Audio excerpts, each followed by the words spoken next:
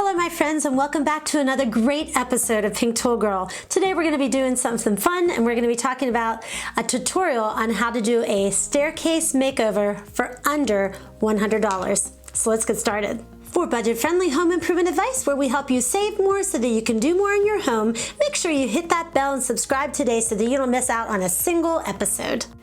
Well, my friends, today we're going to talk about one of the first projects that Andy and I did in this home. Now, I got to warn you first and foremost, what you're about to see can and may scare you because the staircase were creepy. These are the staircase up to the third floor. They were broken, they were creaky, they were awful. And admittedly, this was one of the first projects, so the pictures that you're going to see, they're terrible.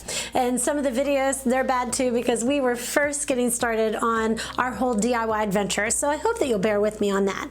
But we're going to touch on 8 things, and I have to read my list to make sure that I don't forget one of the steps. But we're going to first talk about how we used the existing risers, and then we tore out the old treads, which were just 1x8s. We actually bought new treads that were meant for staircase, and then we put finishing trim. We caulked around the seal so that you couldn't see the cracks because this house is definitely shifting and wonky, so we had to make a little bit of adjustments on the fly. Then we painted the staircase, and then because I just couldn't resist myself, I had to add a stencil and some glitter, and then to top it all off, we wrote on the edge where you could see a verse for inspiration because we come up to the attic every single day. It's where we exercise and do yoga and our devotions. So I hope that you'll enjoy today's episode, and I hope that it'll inspire you that if you have old staircase, that they too can look nice with just a little bit of tweaking, and we hope that our tutorial will help you. Demo day is always pretty fun. So the day that we demoed the steps, we just took a hammer and a crowbar and from the bottom removed the treads that were broken. We first started the ones with broken, and then once we got into the project, we realized, it's just going to be easier for a more cohesive look if we just replaced all of the treads. So that is what we did. Then Andy took a grinder and took off the nails so that we could get as flush to the wall as possible.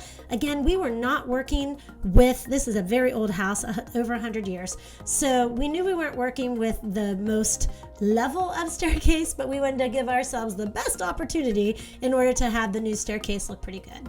If you've ever done a demo of staircase that are already built within a house, it is a little interesting of a view, but you do want to make sure that you get the nails off and you're ready to install your new treads. You want to measure from left to right to make sure that they're nice and snug against the wall, cut it to the size that you need, and then install it. We did use screws to screw down. We did several screws per tread in order to make sure that it was nice and solid. This next step is definitely something that you want to do. First, put on a pair of gloves, and then you want to get caulking that you're going to fill in each one of those screw holes so that you have a flush surface in order to then paint or stencil or do whatever you're going to do for your staircase. For me, it was important because these were going to have, I was going to experiment with them, so I wanted them to look pretty and flush. So you get your rubber gloves on, you take a little bit of caulking, and if I were to do this hindsight 2020, I would put it on a plastic plate, not a paper towel like you see there, and you just want to fill it in, and I rubbed my finger across the surface just to make sure that it was flush.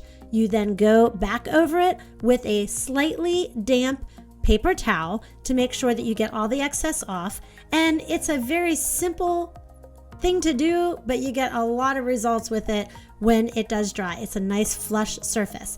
Then you want to take your caulking gun, and for us, we had a lot of cracks and nooks and crannies that did not get filled in because, again, our house was a little wonky. So we made sure that we put caulking in all the visible cracks and holes that we had, and then again, you take that paper towel and you smooth it down so that you don't have any clumps of the caulking, and you can also lightly sand it once it's somewhat dry. Read the instructions on the caulking gun.